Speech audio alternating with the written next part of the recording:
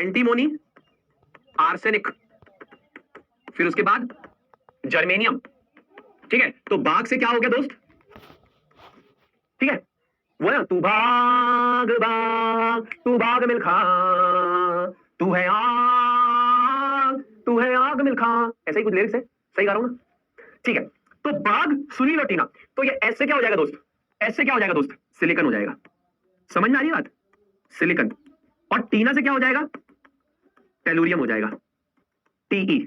अब ध्यान से देखना, ये बोरॉन का सिंबल हो जाएगा हमारे पास पी। तो boron, antimony, arsenic, germanium, silicon, tellurium, बाघ, सुनील और टीना, ये मेटलॉइड्स हो गए।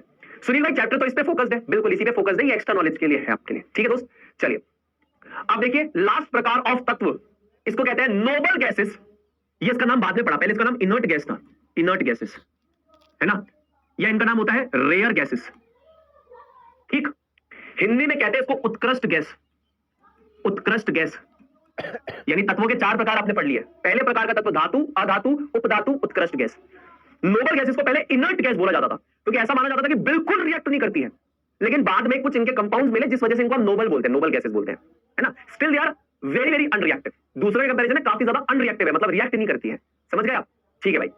अब नोबल गैसेस की ट्रिक क्या है? देखो, नोबल गैसेस की ट्रिक है हीना, नीना और करीना का एक्सरे रंगीन। देखो, हीना, नीना और करीना का एक्सरे रंगीन, हीना, नीना और करीना का एक्सरे रंगीन। तो ये देखिए, यहां से सबसे पहले आएगा हमारे पास हीलियम, फिर हमारे पास आएगा नियॉन, फिर हमारे पास आएगा आर्गन, फिर हमारे पास आएगा क्रिप्टन, फिर हमारे पास आएगा जिनॉन, फिर उसके बाद हमारे पास आएगा रेडॉन। ठीक है, ये आया रेडॉन। तो helium, neon, argon, krypton, xenon, radon. याद रहेगी क्या बात दोस्तों को? ये दोस्तों को मेरी बात याद रहेगी क्या? ये बेसिकली आपका क्या है? ये आपका है रेडॉन। ठीक है, helium, neon, argon, krypton, xenon, radon, ये बेसिकली आपकी क्या हो जाती है? नोबल गैसेस, इनर्ट गैसेस या रेयर गैसेस हो जाती है। देखिए मेटलॉइड्स में एक बात बता दूं, ये हमेशा कंसीडर होंगे, इनके अलावा कुछ जो है उनको बोलते हैं less frequently considered as metalloids. For extra knowledge बता देता हूं, फॉर एक्स्ट्रा ज्ञान बता देता हूं, अगर नहीं लगेगी जरूरत नहीं तो आप आगे स्किप कर देना। ठीक, लेस कंसीडर्ड एज मेटलॉइड्स। ठीक है, अब इसमें कौन कौन है? जैसे इसमें आता है आपका एंटीमोनी, सॉरी यहां पर आता है आपके पास एस्टेटीन, नॉट एंटीमोनी, यहां पर आता है एस्टेटीन, एस्टेटीन। यहां पर आता है आपके पास पोलोनियम, क्या आता है दोस्त? पोलोनियम। यहां पर आपके पास और क्या आता है? यहां पर आपके पास आता है सेलेनियम। आप कहोगे तो नॉन मेटल में आ रहा था, मैंने आपको इसीलिए बोला कुछ authors very less frequently consider them as metalloids. और भी बहुत कम कंसीडर करने में आता है तो कार्बन भी आ जाएगा और एल्यूमिनियम भी आ जाएगा। समझ रहे? नाउ ये author to author, research to research depend करता है ना।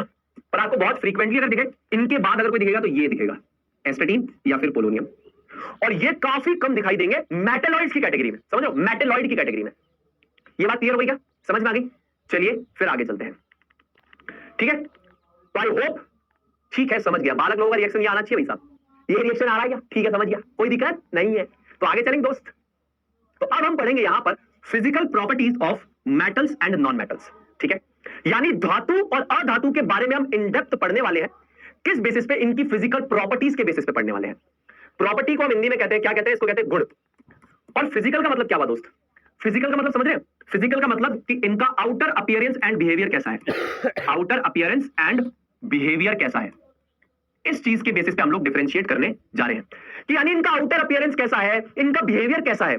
फॉर एग्जांपल, अगर मैं अपनी फिजिकल प्रॉपर्टी बताऊं तो मैं कैसे बताऊंगा? अरे सुनील भैया की हाइट कितनी है? 5 फीट 11 इंच, कलर कैसा है? व्हीटिश कलर है, वजन कितना है? 65 किलोग्राम। तुम्हें लग रहा होगा नहीं है, पर है, बोन डेंसिटी बढ़िया ना भाई।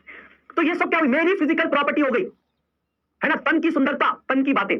वैसे ही जब अपन physical property metal and non metal की चर्चा करेंगे तो हम यही सब चीजों के बारे में चर्चा करने वाले हैं। चालू करूं? चलिए, अब देखो, सबसे पहला एक सवाल है फिजिकल प्रॉपर्टी के ऊपर ही है। Are mercury and bromine found in liquid state at room temperature that is 25 degree Celsius, yes और नो? क्या लगता है, मर्करी और ब्रोमीन जो है लिक्विड स्टेट में पाए जाते हैं रूम टेम्परेचर पे? करेक्ट आंसर क्या है दोस्तों इसका? यस। मर्करी क्या है? Only metal found in liquid state at room temperature, right? याद रखिए इस बात को। Only metal that is found in liquid state at room temperature is mercury and only non metal found in liquid state at room temperature. ठीक है दोस्त? क्या बात है। बस तो इकलौता मेटल जो बेसिकली आपका रूम टेम्परेचर पे लिक्विड स्टेट में है वो बेसिकली मरकरी है, और रूम टेम्परेचर पे मेटल से केस मरकरी है और नॉन मेटल से केस में ब्रोमीन है। ब्रोमीन जो होता है वो कौन से कलर का होता है? रेडिश ब्राउन या फिर ओनली ब्राउन आप लिख सकते हैं, रेडिश ब्राउन कलर का होता है लिक्विड। ठीक है, और ये कौन से कलर का लिक्विड होता है? सिल्वरी ग्रे कलर का लिक्विड होता है ना। नॉर्मल आप सिल्वरी ग्रे या ओनली ग्रे कलर लिख सकते हैं।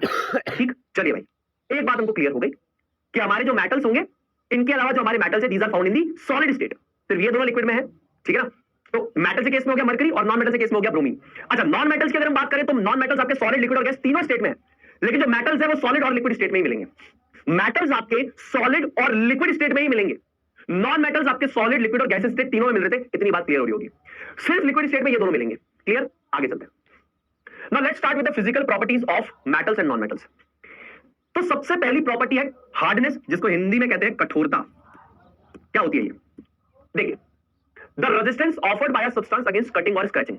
सबसे पहले तो जब आप बात करते हैं हार्ड की तो इसका ये मतलब नहीं होता जो हार्ड है वो ब्रिटल है, जो ब्रिटल है वो रिजिड है, वो टफ है, सब अलग है।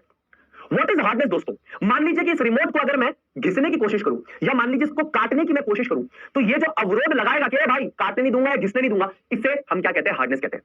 सो ये मेरे दोस्तों जो अवरोध पैदा करेगा या जो अवरोध लगाएगा, इस अवरोध या रेजिस्टेंस को, है ना, जब हम उसको काटने की कोशिश करें, है ना, या हम उसको घिसने की कोशिश करें, तो जब हम उसको काटना या घिसने की कोशिश करें तो वो जो अवरोध लगाता है कि सुन भाई ना तो काटने दूंगा ना तो घिसने दूंगा, इसे हार्डनेस कहते हैं।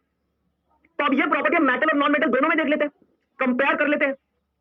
तो मेटल्स आपके जनरली हार्ड होते हैं। क्या होते हैं? हार्ड होते हैं। ठीक है, नॉन मेटल्स आपके जनरली सॉफ्ट होते हैं। देखिए, जनरली का मतलब होता है कि मोस्ट ऑफ द केसेस में ये हार्ड होंगे, ये मोस्ट ऑफ द केसेस में सॉफ्ट होंगे। मतलब आप इनको आसानी से घिस पाओगे या काट पाओगे, आप इनको आसानी से ना तो घिस पाओगे ना तो काट पाओगे। अब इसमें एक्सेप्शन क्या फंसता है? Lithium, sodium and potassium. आप इनको आराम से चाकू से काट सकते हो, आराम से चाकू से कट सकते हैं। Easily cut with a knife, easily cut with a knife. आप नाइफ से भी काट सकते हैं, आप मस्त बात बताऊं तो आप हाथ से भी इसको काट सकते हैं, आसानी से कट जाते हैं। तो ये फंसता है एक्सेप्शन कि भाई बाकी सारे मेटल्स धातु तो हार्ड है, ये आपके बेसिकली सॉफ्ट है। नॉन मेटल जनरली सॉफ्ट है, लेकिन एक्सेप्शन फंसता है डायमंड। डायमंड यानी ये एक फॉर्म ऑफ कार्बन है ना, फॉर्म ऑफ कार्बन है। कार्बन एक नॉन मेटल होता है। मजे की बात यह है कि नेचुरली हार्डेस्ट सब्सटेंस है, नेचुरली हार्डेस्ट सब्सटेंस।